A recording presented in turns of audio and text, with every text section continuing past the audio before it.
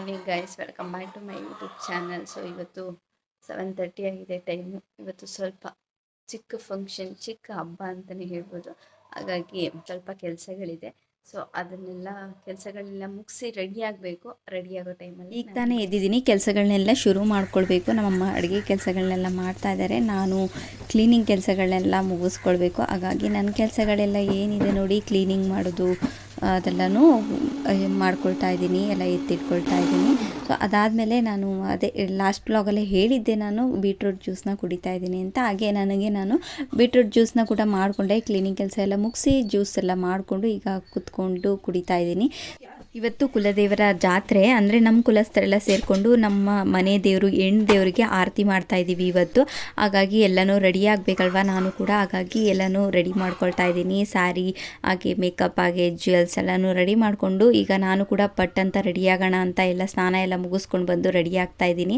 ಪ್ರತಿ ವರ್ಷ ಪ್ರತಿ ಹಬ್ಬದಲ್ಲೂ ನಾನು ಸಿಕ್ಕಾಪಟ್ಟೆ ಲೇಟ್ ಆಗಿಬಿಡುತ್ತೆ, ಅದೇನೋ ಗೊತ್ತಿಲ್ಲ.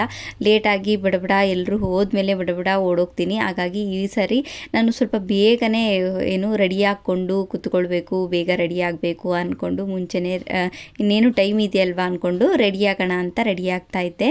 ಸೊ ಹಾಗಾಗಿ ಈಗೆಲ್ಲನೂ ರೆಡಿ ಆದೆ, ಸ್ಯಾರಿ ಎಲ್ಲ ಹಾಕ್ಕೊಂಡೆ. ಈ ಸ್ಯಾರಿ ಹಾಕ್ಕೊಳ್ಳಿಕ್ಕೆ ಎಷ್ಟು ದಿನದಿಂದ ವೆಯ್ಟ್ ಮಾಡ್ತಾ ಇದ್ದೆ, ನಾನು ಸುಮಾರು ದಿನದಿಂದ ವೆಯ್ಟ್ ಮಾಡ್ತಾ ಇದ್ದೆ ಅಂತಲೇ ಹೇಳ್ಬೋದು. ಇದನ್ನು ಹಾಕ್ಕೊಳ್ಳಿಕ್ಕೆ ತುಂಬ ಎಕ್ಸೈಟ್ಮೆಂಟಲ್ಲಿದ್ದೆ ಅಂತಲೇ ಹೇಳ್ಬೋದು. ಹಾಗಾಗಿ ಇವತ್ತಿನ ದಿನ ಇದು ಸ್ಯಾರಿ ಹಾಕ್ಕೊಳ್ಳಿಕ್ಕೆ ಟೈಮ್ ಬಂದಿದೆ ಅಂತ ಅಂದ್ಕೊಂಡು ಇವತ್ತು ಸ್ಯಾರಿ ಹಾಕ್ಕೊಂಡಿದ್ದೀನಿ. ಸೊ ಈಗ ಎಲ್ಲನೂ ರೆಡಿ ಆಗ್ತಾ ಇದ್ದೀನಿ. ಎಲ್ಲ ಸ್ವಲ್ಪ ನಾನು ಅಂದ್ಕೊಳ್ತೀನಿ, ಸ್ವಲ್ಪ ಎಲ್ಲ ಮೇಕಪ್ ಎಲ್ಲ ಮಾಡಿಕೊಂಡು ಚೆನ್ನಾಗಿ ರೆಡಿ ಆಗಬೇಕು, ಇವತ್ತು ಬೇರೆ ಟೈಮ್ ಇದೆ ಅಲ್ಲ ಅಂತೆಲ್ಲ ರೆಡಿ ಆಗ್ತಾ ಇದ್ದೆ. ಮೇಕಪ್ ಎಲ್ಲ ಮಾಡ್ಕೊಳ್ಳೋಣ ಅಂತೆಲ್ಲ ಮಾಡ್ಕೊಳ್ತೀನಿ. ಅದಾದಮೇಲೆ ನನಗೆ ಯಾಕೋ ನಾರ್ಮಲಾಗಿ ನಾನು ಹೆಂಗಿರ್ತೀನೋ ಹಂಗೆ ಇದ್ದರೆ ಇನ್ನೂ ಚೆನ್ನಾಗಿ ಕಾಣಿಸ್ತೀನಲ್ಲ ಅಂತ ಅನಿಸ್ಬಿಡುತ್ತೆ. ಅದಾದಮೇಲೆ ಮತ್ತೆ ಹೋಗಿ ಮತ್ತೆ ಮುಖ ತೊಳ್ಕೊಂಡು ಬಂದು ಮತ್ತೆ ನಾನು ನಾರ್ಮಲಾಗಿ ಏನು ಕ್ರೀಮ್ ಹಚ್ತೀನೋ ಅದೇ ಕ್ರೀಮ್ನ ಹಚ್ಕೊಂಡು ಮಾಮೂಲಾಗಿ ನಾನು ಹೆಂಗೆ ರೆಡಿ ಆಗ್ತೀನೋ ಹಂಗೆ ರೆಡಿ ಆದ್ರೇ ತುಂಬ ಚೆನ್ನಾಗಿ ಕಾಣಿಸ್ತೀನಿ ಅಂತ ಅನಿಸುತ್ತೆ. ಹಾಗಾಗಿ ನೋಡ್ತಾ ಇರ್ಬೋದು ಎಷ್ಟು ಜನ ಹೆಣ್ಮಕ್ಳು ರೆಡಿ ಆಗಬೇಕಾದ್ರೆ ಈ ಥರ ಎಲ್ಲ ಎಕ್ಸ್ಪೆರಿಮೆಂಟ್ ಮಾಡ್ತೀರಾ, ಬಟ್ಟೆಗಳನ್ನ ಇದಿಟ್ಕೊಳ್ಳೋಣ. ನಾನಂತೂ ಬಟ್ಟೆ ಹಾಕ್ಕೊಳ್ಳೋದು ಹಾಗೆ ಹಾಕಿ ಬಿಚ್ಚಿ ಹಾಕ್ತಾ ಇರ್ತೀನಿ. ಈ ಥರ ಮೇಕಪ್ಪು ಈ ಥರ ಎಲ್ಲಾದರೂ ಸ್ಪೆಷಲಾಗಿ ರೆಡಿ ಆಗಬೇಕು ಅಂದಾಗ ಅಷ್ಟೇ ಈ ಥರ ಎಲ್ಲ ಎಕ್ಸ್ಪೆರಿಮೆಂಟ್ ಮಾಡಿಕೊಂಡು ಅದಾದಮೇಲೆ ಬ್ಯಾಕ್ ಟು ನಾರ್ಮಲ್ ಅನ್ನೋ ಥರನೇ ನಮ್ಮದೇನಿರುತ್ತೆ ನೋಡಿ ಅದಕ್ಕೆ ನಾರ್ಮಲಾಗಿ ರೆಡಿ ಆಗ್ತೀವಿ. ಫೈನಲ್ ಆಗಿ ಈ ರೀತಿ ಸ್ಯಾರಿ ಹಾಕ್ಕೊಂಡು ಈ ರೀತಿ ಎಲ್ಲನೂ ರೆಡಿ ಹಾಕ್ಕೊಂಡು ಜ್ಯುವೆಲ್ಸ್ ಹಾಕ್ಕೊಂಡು ರೆಡಿ ಆದೆ ಫೈನಲಾಗಿ. ಅದರಲ್ಲೂ ಎಸ್ಪೆಷಲಿ ನನಗೆ ಗಾಜಿನ ಬಳೆ ಹಾಕ್ಕೊಳ್ಳೋದು ಕೈ ತುಂಬ ಅಂದರೆ ಸಿಕ್ಕಾಪಟ್ಟೆ ಇಷ್ಟ. ಅದ್ರಾಗ ಈ ಥರ ಮ್ಯಾಚಿಂಗ್ ಗಾಜಿನ ಬಳೆ ಹಾಕ್ಕೊಳ್ಳೋದು, ಹಾಗಾಗಿ ಆ ಥರ ಗಾಜಿನ ಬಳೆ ಕೂಡ ತಂದಿಟ್ಕೊಂಡಿದ್ದೆ, ಅದನ್ನು ಕೂಡ ಹಾಕ್ಕೊಂಡೆ. ಅದಾದಮೇಲೆ ಈ ರೀತಿ ನಾನು ತುಂಬ ಚೆನ್ನಾಗಿ ಕಾಣಿಸ್ತಾ ಇತ್ತು ಸ್ಯಾರಿ ನನ್ನ ಮೇಲೆ ಅಂತ ನನಗನ್ನಿಸ್ತು, ತುಂಬಾ ಚೆನ್ನಾಗಿ ಕಾಣಿಸ್ತಾ ಇದ್ದೆ ಅಂತ.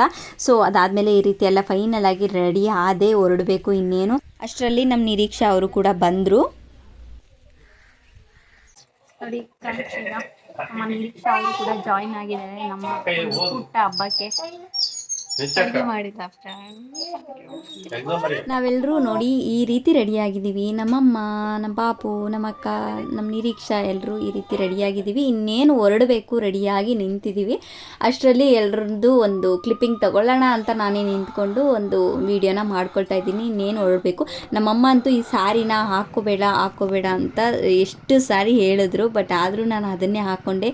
ಏನಕ್ಕಂದರೆ ನಾನು ಅದು ಬೇಡ, ಅದು ಕಡಿಮೆ ರೇಟಿಂದು, ನೀನು ಯಾವಾಗಲೂ ಅಪರೂಪಕ್ಕೆ ಒಂದ್ಸತಿ ಹಾಕ್ಕೊಳ್ತೀಯ, ಬೇಕು ಅಂದರೆ ಒಂದು ಸೀರೆ ತೊಗೊಂಡು ಹಾಕೋ, ಇಲ್ಲಾಂದರೆ ಬೇರೆ ಯಾವುದಾದ್ರೂ ಹಾಕೋ, ಹಂಗೆ ಅಂತಲೇ ಹೇಳ್ತಾಯಿದ್ರು. ಬಟ್ ಆದರೂ ನನಗೇನಪ್ಪ ಅಂದರೆ ನನಗೆ ಲೈಕ್ ಅದು 10 ರೂಪಾಯಿದಾಗಿರ್ಬೋದು 100 ರೂಪಾಯಿದಾಗಿರ್ಬೋದು, ನನಗೆ ಇಷ್ಟ ಆದರೆ ನನಗೆ ಅದೇ, ಅಥವಾ ನನ್ನ ಮೇಲೆ ಅದು ಹೆಂಗೆ ಕಾಣಿಸುತ್ತೆ ಸೀರೆ ಅಥವಾ ಏನಾದರೂ ಆಗಿರ್ಬೋದು, ಥಿಂಗ್ಸ್ ಆಗಿರ್ಬೋದು, ನನ್ನ ಮೇಲೆ ಹೆಂಗೆ ಕಾಣಿಸುತ್ತೆ, ನನಗೆ ಚೆನ್ನಾಗಿ ಕಾಣಿಸುತ್ತೆ ಅನ್ನೋದಷ್ಟೇ ನನಗೆ ಇಂಪಾರ್ಟೆಂಟು. ಅದೇನು ಕಡಿಮೆದಾ ಅಥವಾ ಬೇರೆಯವ್ರು ಯಾರೋ ತೊಗೊಂಡಿದ್ದಾರಾ, ನನಗೆ ಅದೆಲ್ಲ ಏನೂ ಇಲ್ಲ. ನನಗಷ್ಟೇ. ನಮ್ಮಮ್ಮಂತೂ ಹಾಕೋಬೇಡ ಸೀರೆ ಅಂತೂ ಅಲ್ಲೇ ತೊಗೊಂಡು ಎಷ್ಟೊಂದು ದಿನ ಆಗೈತೆ, ಅದನ್ನು ಇವಾಗ ಹಾಕ್ಕೊತಿದ್ಯಾ ಅಂತಲೇ ಹೇಳ್ತಾಯಿದ್ರು. ಹಾಕೊಂಡ್ಮೇಲೆ ಚೆನ್ನಾಗಿ ಕಾಣಿಸುತ್ತೆ, ಬಟ್ ಆದರೆ ಅದೇನು ಹಾಕ್ಕೊಂಡಿದ್ಯಾ ಅಂತಲೇ ಅಂದರು. ಅದಾದಮೇಲೆ ನಾನು ರೆಡಿ ಆದಮೇಲೆ ಕೇಳಿದೆ ಹೆಂಗೆ ಕಾಣಿಸ್ತೈತೆ ಅಂತ. ಎಲ್ಲರೂ ಚೆನ್ನಾಗಿ ಕಾಣಿಸ್ತಾ ಇದೆ ಅಂತ ಹೇಳಿದ್ರು. ನನಗೂ ಕೂಡ ತುಂಬಾ ಚೆನ್ನಾಗಿ ಕಾಣಿಸ್ತಾಯಿತ್ತು. ಫೈನಲಾಗಿ ಬಂದ್ವಿ. ಇದು ಒಂದಷ್ಟು ನಮ್ಮ ಕುಲಸ್ಥರು ಅಂತ ಹೇಳ್ತೀವಿ ನೋಡಿ, ಅವರೆಲ್ಲರೂ ಒಂದಷ್ಟು ಊರುಗಳಿಂದ ಎಲ್ಲ ಸೇರಿ ಈ ದೇವ್ರಿಗೆ ಆರತಿ ಮಾಡೋವಂಥದ್ದು. ಅವ್ರುಗಳೆಲ್ಲ ಬರಬೇಕು, ಅದನ್ನೆಲ್ಲ ಓಲ್ಗ ಎಲ್ಲ ಹೋಗಿ ಎಲ್ಲ ನೀರು ಹಾಕ್ಕೊಂಡು ಸೆಳೆ ಒಯ್ಯೋದು ಅಂತಾರಲ್ಲ, ಸೆಳೆ ಒಯ್ಕೊಂಡು ಡ್ಯಾನ್ಸ್ ಮಾಡಿಕೊಂಡು ದೇವ್ರನ್ನ ಕರ್ಕೊಂಡು ಎಲ್ಲರನ್ನೂ ಕಲೆ ಹಾಕ್ಕೊಂಡು ಎಲ್ಲ ಒಂದು ಕಡೆ ಬಂದು ದೇವಸ್ಥಾನ ಕಡೆ ಕರ್ಕೊಂಡು ಹೋಗೋದು. ಸೊ ಈಗ ಎಲ್ಲರನ್ನೂ ಸೇರಿಸ್ತಾ ಇದ್ದಾರೆ ಒಂದು ಕಡೆ, ಎಲ್ಲ ಊರುಗಳವ್ರನ್ನೂ. ಸೊ ಅಂದರೆ ಇದೆಲ್ಲ ಊರಲ್ಲಿ ಅಂದರೆ ಎಲ್ಲರೂ ಮಾಡಲ್ಲ, ನಮ್ಮ ಕುಲಸ್ಥರು ಮಾತ್ರ ಮಾಡೋವಂಥದ್ದು. ಅದಕ್ಕೆ ಸ್ವಲ್ಪ ಕಡಿಮೆ ಜನ ಇರ್ತಾರೆ. ಅದಾದಮೇಲೆ ಈಗ ಎಲ್ಲ ದೇವಸ್ಥಾನಗಳಿಗೆ ಅಲ್ಲೇ ರೋಡಲ್ಲಿ ಎಲ್ಲ ಸಿಗೋವಂಥ ದೇವಸ್ಥಾನಗಳಿಗೆಲ್ಲನೂ ಆರತಿ ಮಾಡಿಕೊಂಡು ಫೈನಲಾಗಿ ನಮ್ಮ ದೇವಸ್ಥಾನದ ಹತ್ರ ಕರ್ಕೊಂಡು ಹೋಗ್ತಾರೆ. ಈಗ ನಮ್ಮದು ಲಕ್ಕಮ್ಮ ಅಂದರೆ ಲಕ್ಷ್ಮೀ ದೇವರು, ಅಮಾವಾಸ್ಯೆ ದೇವರು ಅಂತ ಹೇಳ್ತಾರೆ. ಆ ದೇವ್ರಿಗೆ ಆರತಿ ಮಾಡ್ಕೊಳ್ಳೋಕ್ಕೆ ಹೋಗಬೇಕು. ಈಗ ಫೈನಲಾಗಿ ಎಲ್ಲ ಹೊರಡ್ತಾ ಇದ್ದೀವಿ. ನಮ್ಮ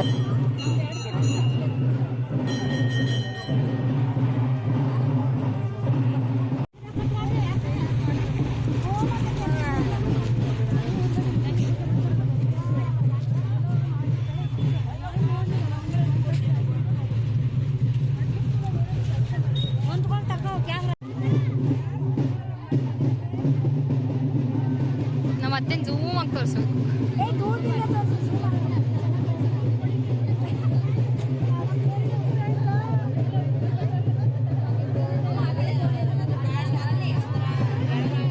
ದೇವಸ್ಥಾನದ ಹತ್ರ ಬಂದ್ವಿ. ಈಗ ದೇವಸ್ಥಾನದ ಹತ್ರ ಎಲ್ಲ ದೀಪಗಳನ್ನೆಲ್ಲ ಹಚ್ತಾರೆ ಅಲ್ವಾ ಆರತಿಗಳಲ್ಲಿ. ಸೊ ಈ ಥರ ಒಂದು ಆರತಿಗಳನ್ನ ಹಚ್ಕೊಂಡು ಇಟ್ಕೊಂಡು ಹೋಗ್ಬೇಕಾದ್ರೆ ಎಷ್ಟು ಜನ ಆರತಿ ಮಾಡಬೇಕಾದ್ರೆ ಎಷ್ಟು ಜನ ಸೀರೆ ಸುಟ್ಕೊಳ್ತಾರೋ, ಎಷ್ಟು ಜನ ಕೂದಲುಗಳು ಸುಟ್ಕೊಳ್ತಾರೋ. ಏಕೆಂದರೆ ಇವಾಗೆಲ್ಲನೂ ಮುಂಚೆ ಎಲ್ಲ ಜಾಸ್ತಿ ಆರತಿನ ಈ ರೀತಿ ತಲೆ ಮೇಲೆ ಹೊತ್ಕೊಂಡು ಬೆಳಗ್ತಾ ಇದ್ರು, ಇವಾಗೆಲ್ಲ ಕೈಲಿ ಹಿಡ್ಕೊಂಡು ಹೋಗೋದಾಯಿತು. ಹಾಗಾಗಿ ಒಬ್ರದೊಬ್ರಿಗೆ ಹಿಂದೆ ಮುಂದೆ ಇರ್ತೀವಲ್ಲ, ಅದು ಊದ್ಗಡ್ಡಿ ಇರುತ್ತೆ, ದೀಪ ಹಚ್ಚಿರ್ತೀವಿ, ಅದರೊಳಗೆ ಬತ್ತಿ ಹಚ್ಚಿರ್ತೀವಿ ಅಲ್ವಾ. ಒಬ್ಬರು ಕೂದಲೆಲ್ಲ ಇರುತ್ತೆ, ಎಲ್ಲನ ಹರಡ್ಕೊಂಡಿರುತ್ತೆ, ಬಿಸಿಲು ಬೇರೆ ಜಾಸ್ತಿ ಅಲ್ವಾ, ಮಧ್ಯಾಹ್ನ ಟೈಮ್ ಆಗಿಬಿಟ್ಟಿರುತ್ತೆ. ಎಲ್ಲ ಒಂದಕ್ಕೊಂದು ತಗಲ್ಕೊಂಡು ಪ್ರತಿ ವರ್ಷವೂ ಏನಾದರೂ ಒಂದು ಸೀರೆ ಸುಟ್ಕೊಳ್ಳೋದು, ಕೂದಲು ಸುಟ್ಕೊಳ್ಳೋದು ಇದೇ ಇರುತ್ತೆ ಈ ಆರತಿ ಬೆಳಗಬೇಕಾದ್ರೆ. ಸೊ ಈ ಆರತಿ ಎಲ್ಲ ಮುಗಿಸ್ಕೊಂಡು ಅಲ್ಲೇ ಊಟ ಎಲ್ಲ ಮಾಡಿರ್ತಾರೆ. ಸೊ ಊಟನೆಲ್ಲನೂ ತುಂಬಾ ಚೆನ್ನಾಗಿರುತ್ತೆ, ಪ್ರತಿ ವರ್ಷ ಕೂಡ ಅಷ್ಟೇ ಸೂಪರಾಗಿರುತ್ತೆ ಊಟ. ಸೊ ಅಲ್ಲಿಂದ ನಾವು ಈಗ ಸೂಪರ್ ಮಾರ್ಕೆಟ್ಗೆ ಬಂದ್ವಿ, ಇಲ್ಲಿ ಏನೋ ತೊಗೊಳ್ಬೇಕಿತ್ತಂತೆ, ಹಾಗಾಗಿ ಬಂದ್ವಿ. ನಮ್ಮ ನಿಶ್ಚಿತ ಕೂಡ ಎಕ್ಸಾಮ್ ಮುಗಿಸ್ಕೊಂಡು ಅಲ್ಲಿಂದ ಬಂದ್ಲು, ಅವಳು ಕೂಡ ಬಂದ್ಲು, ನಾವು ಕೂಡ ಎಲ್ಲನೂ ತೊಗೊಂಡು ಐಟಮ್ಸ್ ತೊಗೊಂಡು ಈಗ ಫೈನಲ್ ಆಗಿ ಮನೆಗೆ ಬಂದ್ವಿ. ಮನೆಗೆ ಬಂದಾದ್ಮೇಲೆ ಈ ಥರ ಎಲ್ಲ ರೆಡಿಯಾಗಿ ಎಲ್ಲಾದರೂ ಹೋದ್ಮೇಲೆ ಫಸ್ಟು ಅಪ್ಪ ಎಲ್ಲ ತೆಗ್ದಾಕ್ಬಿಡೋಣ ಥರ ಅನಿಸುತ್ತೆ. ಅದರಲ್ಲೂ ಎಕ್ಸ್ಪೆಷಲಿ ಬಿಸಿಲಂತೂ ಸಿಕ್ಕಾಬಟ್ಟೆ ಇದೆ ಇವಾಗ. ಈ ಬಿಸಿಲಲ್ಲಿ ಎಲ್ಲಾದರೂ ಹೋಗಿ ಬಂದರೆ ಸಿಕ್ಕಾಬಟ್ಟೆ ಸುಸ್ತಾಗುತ್ತೆ. ಹಾಗಾಗಿ ನಾನು ಕೂಡ ಬಂದಾದ್ಮೇಲೆ ಹೋಗ್ಬೇಕಾದ್ರೆ ನನಗೆ ಅಷ್ಟು ಫೋಟೋಸ್ ಎಲ್ಲ ತಗೊಳ್ಳಿಲ್ಲ. ಹಾಗಾಗಿ ಯಾರೂ ಇರಲಿಲ್ವಲ್ಲ, ನಮ್ಮ ನಿರೀಕ್ಷೆ ಬಂದಿದ್ದು ಸ್ವಲ್ಪ ಲೇಟ್ ಆಯಿತು, ಹೋಗೋ ಟೈಮ್ಗೆ ಬಂದ್ಲು. ಹಾಗಾಗಿ ಏನೂ ತಗೊಂಡಿಲ್ಲ, ಈಗ ಒಂದೆರಡು ಫೋಟೋಸು ವೀಡಿಯೋಸು ತಗೊಳ್ಳೋಣ ಅಂದ್ಕೊಂಡು ತೆಕ್ಕೊಂಡೆ. ಏನು ಪಾಪ? ಅಕ್ಕ ತಿಮ್ಮಿ ಅಲ್ಲ, ತಮ್ಮ, ಅಕ್ಕ ತಮ್ಮ ಹೇಳು. ಯಾರು ನೀವಿಬ್ರು? ಅದಕ್ಕೆ ಅಕ್ಕ ನಿನಗೆ ಕೊಡ್ಬೇಕಾ ತಮ್ಮಿಗೆ? ಹಾಯ್ ಏನು? ಹಾಯ್ ಹಾಯ್ ನಿರೀಕ್ಷಾ, ಹಾಯ್ ನಿಶ್ಚಿತ. ಈ ಥರ ಆಯಿತು ಈ ವರ್ಷ ನಮ್ಮ ಲಕ್ಷ್ಮೀ ದೇವರಿಗೆ ಆರತಿ ಮಾಡಿದ್ದು. ಸೊ ಈ ಒಂದು ಎಲ್ಲ ವೀಡಿಯೋನು ಕೂಡ ನಾನು ನಿಮಗೋಸ್ಕರ ಮಾಡಿದ್ದೀನಿ. ನಾನು ಕೂಡ ಸ್ವಲ್ಪ ಹೊರಗಡೆ ಹೋದಾಗ ವೀಡಿಯೋಸ್ ಮಾಡೋದು ಅಷ್ಟು ಈಸಿ ಅಲ್ಲ, ಕಷ್ಟಪಟ್ಟು ಇಷ್ಟಪಟ್ಟು ಮಾಡಿರ್ತೀವಿ. ಪ್ಲೀಸ್ ನಿಮ್ಮ ಸಪೋರ್ಟ್ ಇಲ್ಲದೆ ಏನು ಮಾಡೋಕ್ಕಾಗಲ್ಲ. ಪ್ಲೀಸ್ ಸಬ್ಸ್ಕ್ರೈಬ್ ಮಾಡಿಕೊಂಡು ಸಪೋರ್ಟ್ ಮಾಡಿ, ಲೈಕ್ ಶೇರ್ ಕಮೆಂಟಿಂದ ತುಂಬಾ ಹೆಲ್ಪ್ ಆಗುತ್ತೆ. ನಾನೊಬ್ಳಿಗೆ ಸಪೋರ್ಟ್ ಮಾಡಿ ಅಂತ ಹೇಳ್ತಿಲ್ಲ, ಪ್ರತಿಯೊಬ್ಬ ವೀಡಿಯೋಸ್ ಮಾಡೋರಿಗೂ, ಪ್ರತಿಯೊಬ್ಬರು ಯೂಟ್ಯೂಬರ್ ಆಗಿರ್ಬೋದು, ಹೊಸದಾಗಿ ಏನಾದರೂ ಮಾಡ್ತಾ ಇರ್ತಾರಲ್ವ, ಪ್ರತಿಯೊಬ್ಬರಿಗೂ ಸಪೋರ್ಟ್ ಮಾಡಿ. ನಿಮ್ಮ ಸಬ್ಸ್ಕ್ರೈಬ್ ಅವ್ರಿಗೂ ಕೂಡ ಇಂಪಾರ್ಟೆಂಟ್ ಆಗುತ್ತೆ. Thank you for watching this video. Love you all. ಮತ್ತೊಂದು ಹೊಸ ವಿಡಿಯೋ ಜೊತೆ ಸಿಗ್ತೀನಿ.